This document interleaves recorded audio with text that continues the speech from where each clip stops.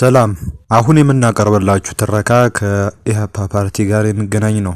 እውን ኢሃፓ ለሁለት ይሰነጠቃል ወይ የሚለውን ጉዳይ በዚህ ጽሁፍ ላይ እንመለከታለን። ይህ ጽሁፍ የጸሐፊውን እንጂ የኛን ዩቲዩብ ቻናል አቋም የሚያንጸባርቅ አይደለም። በቀጥታ ወደ ጽሁፉ እናልፋለን። ኢሃፓ ከምርጫው በኋላ ይሰነጠቃል። እንግዲህ ይህ ጽሁፍ የተጻፈው ከምርጫ ከመካሄዱ በፊት መሆኑን ልብ ይሏል። ሰኞ የሚካሄደው አገራዊ ምርጫ ከተጠናቀቀ በኋላ ኢሃፓ እንደሚሰነጠቅ ተነግሯል። አሁን ላይ ፓርቲው በተለይ አመራሩ ሁለት ሊባል በሚችል ጎራ ተከፋፍሎ ውስጥ ለውስጥ እየተናቆረ እንደሆነ ተገልጿል። ሰባተኛው አገራዊ ምርጫ ከተጠናቀቀ በኋላ ለምርጫ በጥምረት ስም የገባው ኢሃፓ እንደሚሰነጠቅ ይሄ ጽሁፍ ለወጣበት ለጎልጉል ድረገጽ የደረሰው መረጃ ይጠቁማል። በተለይ በአመራር ደረጃ ያለው መለያየትና መከፋፈል ፓርቲውን ለመሰንጠቅ አደጋ እንዳበቃው ከመረጃው ለመረዳት ተችሏል። የፓርቲው መሪ አቶ አብርሃም ሃይማኖትም የክፍፍሉን ሁኔታ በሚዲያ ቀርበው የተናገሩ ሲሆን በተለይ በአመራሩ መካከል ከምርጫ ጋር በተያያዘ የተከሰተው አለመግባባት የከረረና እርሳቸውንም ከኃላፊነት እንዲወጡ እያስገደዳቸው መሆኑን ተናግረዋል። አንከር ከተባለ የዩቲዩብ ቻናል ጋር የተነጋገሩት አቶ አብርሃም በርካታ የፓርቲው ሚስጥሮች ይፋ አድርገዋል። ጠያቂ ሆኖ የቀረበው መሳይ መኮንን እጅግ የሚያሸማቅቅና ክብር የሚነካ ቃላትን ለፓርቲውም ሆነ ለመሪው እያነሳ በመወረፉ አቶ አብርሃም መረጃዎችን ለማውጣት የተገደዱ ይመስላል።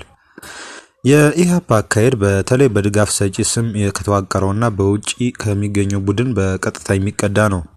መሪውን የተቆጣጠሩትና የፓርቲውን አቅጣጫ የሚዘውሩት ከፖለቲካ ጡረታ ሞት ይለየኝ ያሉት የቀድሞዎቹ ኢሃፓዎች ናቸው። ከወራት በፊት ምርጫውን በተመለከተ ለኢሃፓ የተሰጠው የፕሮጀክት አካሄድ መመሪያ እንወዳደራለን ብላችሁ ግቡ፣ ለምርጫው ቅድመ ሁኔታዎችን አቅርቡ፣ አስቻይ ሁኔታዎች እንደሌሉ አስቀድማችሁ በተደጋጋሚ ተናገሩ፣ የተወሰነ እንቅስቃሴ አድርጉ፣ ምርጫው ሲቃረብ ለቃችሁ ውጡ። ይህንንም በማድረግ በመንግስት ላይ የፖለቲካ ጫና ብቻ ሳይሆን ምርጫውን ህገወጥ ወይም ዲሌጂቲማይዝ በማድረግ ስራ ትሰራላችሁ የሚል ነበር። የሻቢያ ወኪልና የኤርትራን ጉዳይ አስፈጻሚ እንደሆነ በግልጽ በተለያዩ ስብሰባዎች የሚናገረው ናምን ዘለቀ ከወራት በፊት በተካሄደ የዙምና ዋትስአፕ ስብሰባ የተለያዩ የፖለቲካና የሲቪክ ድርጅቶችን ሰብስቦ ምርጫውን ህገወጥ ወይም ዲሌጂቲማይዝ ስለማድረግ በግልጽ ሲናገር ተደምጧል። የሻቢያ ዓላማም ይኸው እንደሆነ ናምን በተደጋጋሚ ሲናገር የተሰማ ጉዳይ ነው። ኢሃፓ ግን በጀት ተመድቦ የወጣለትን እቅድና የተሰጠውን ተግባር ሳይፈጽም በመቅረት እንዲያውም በምርጫው ወዳደራለሁ በማለቱ ቁጣ አስነስቶበታል። የምርጫ ቦርድ አሰራርና ህግ ከምርጫ የሚወጣ ፓርቲ ከምርጫው አንድ ወር በፊት ውሳኔውን ማሳወቅ አለበት ይላል። ስለዚህ ሚያዝያ ላይ ኢሃፓዎች በውስጥም በውጭም ያሉት ተሰበሰቡና ምን እናድርግ በሚለው ተመከሩ። አቶ አብርሃም እንደተናገሩት ውይይቱ ኢሃፓን ለሁለት ከፈለው። አንደኛው ከወዲሁ እጅ መስጠት የለብንም በምርጫው መሳተፍና ከዚያ ህዝባዊ እምቢተኝነቱን መምራት የሚሉ ሲሆን፣ በሌላው ደግሞ በምርጫው መቀጠል የለብንም፣ አስቻይ ሁኔታዎች የሉም፣ በቅድመ ሁኔታነት ያስቀመጥናቸው አልተሟሉም፣ ስለዚህ ምርጫውን አንወዳደርም ብለን መውጣት አለብን የሚሉ በሌላ ወገን ሆኑ። አቶ አብርሃም እንደተናገሩት 7 የሚያህሉ የማዕከላዊና የስራ አስፈጻሚ አባላት ሚኒስትር ስላሴን ጨምሮ በምርጫው መቀጠል የለብንም የሚሉ ነበሩ። 3 ድምፀ ተአቅቦ በልዩ ሁኔታ ለምሳሌ ምርጫው 2 ቀን ሲቀረው እንውጣ የሚሉ ደግሞ 2 ነበሩ ይላሉ። በአጠቃላይ 12 ሰዎች ተመሳሳይ የሚባል አቋም ያዙ። የተቀሩት ደግሞ መቀጠል አለብን፣ ለሚቀጥለው መራራ ትግል መዘጋጀት አለብን የሚሉ በሌላ ቡድን ሆኑ። አብላጫው በምርጫው እንቀጥል የሚል ሆነና ተወሰነ። የኢሃፓው መሪ እንደሚሉት ሚያዝያ 24 ቀን የታተመው የፓርቲው በምርጫ መቀጠል ውሳኔ እነ ክርስቲያን ታደለንም ጭምር አማክረን ያደረግነው ነበር ይላሉ። እነርሱም ያሉን ድርጅታችሁን ጠብቁ፣ ለአብላጫው ውሳኔ ተገዙ ነው ያሉን በማለት አቶ አብርሃም ተናግረዋል። ሆኖም ግን በአብን ስም ፓርላማ የገቡት ክርስቲያን ታደለ በምን አግባብ የኢሃፓ አማካሪ እንደሆኑ አቶ አብርሃም አልተናገሩም። ስለዚህ አሉ የመጽሐፍ ቅዱስ መምህር ወይም መጋቢ ብሉይና የኢሃፓ መሪ የሆኑት አቶ አብርሃም ኢሃፓ እንደ ድርጅት ከምርጫው አንወጣም ብሎ ወስኗል። ትብብሩም በዚሁ ይቀጥላል። ከወጣንም እንደ ትብብር ነው እንጂ ከዚህ በኋላ በግል አንወጣም። ከዚህ በኋላ ንዴቱን መደበቅ የተሳነው መሳይ መኮንን እንግዳውን አቶም ይሁን መጋቢ ማለቱን በመተው አብርሃም አንተ እያለ በመጥራት ጸያፍ የሚባል ቃላትን በመጠቀም አቶ አብርሃምን ማዋረዱንና ማስፈራራቱን ተያያዘው። የአፓ ማዕከላዊ ኮሚቴ ተከፋፍሏል። ግማሾቻችሁ የብልጽግና ተከፋዮች መሆናችሁን መረጃው አለኝ። እናንተ ለአቅመ ፖለቲካ ያልበቃ አመራር ናችሁ። በግልጽ እንነጋገር ከተባለ ለራሳቸው ጥቅም የሚታገሉ የፖለቲካ ጡጦ ያልጠቡ ናቸው በእናንተ ማዕከላዊ ኮሚቴ ውስጥ ያሉት በማለት መሳይ ያለ ገደብ ተናገረ።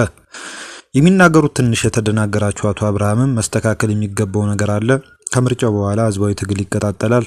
አዲስ አበባን እንኳን ብናሸንፍ ሌሎችን አስተባብረን ድርድር እናደርጋለን ብለው ሳይጨርሱ መሳይ ያቋረጣቸውና አስገራሚ ነው። እንደዚህ ብላችሁና ምርጫውን ከማሸነፍ ባለፈ አዲስ አበባን ጭምር እንቆጣጠራለን ብላችሁ ማሰባችሁ በውስጣችሁ ያለው የፖለቲካ አመራር ከእውነተኛ ዓለም የተጣላ ምንም እውቀት የሌለው የነባራዊ ሁኔታ እውቀት የሌለው ነው በማለት ጥያቄ የማይባል አስተያየት ተናገረ።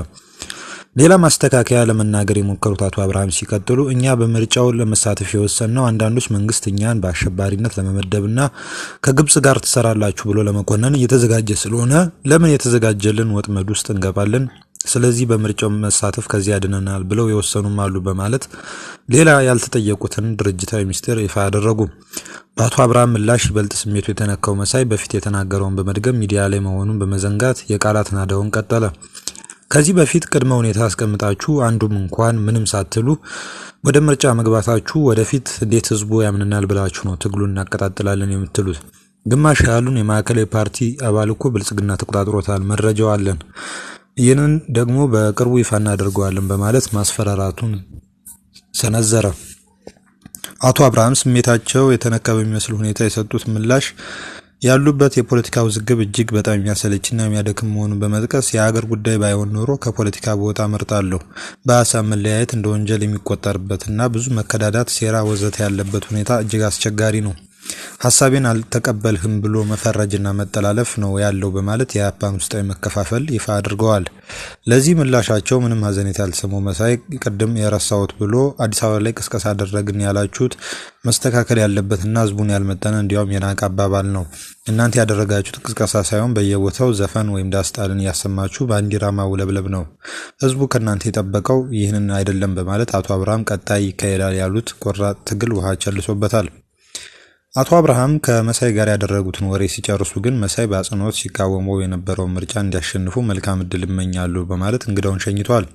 የአፓ የውጭ ድጋፍ ኮሚቴ ውስጥ ያሉ ለጎልጉል የሰጡት አስተያየት ፓርቲው በከፍተኛ ሁኔታ የተከፋፈለ መሆኑን የሚገልጽ ነው።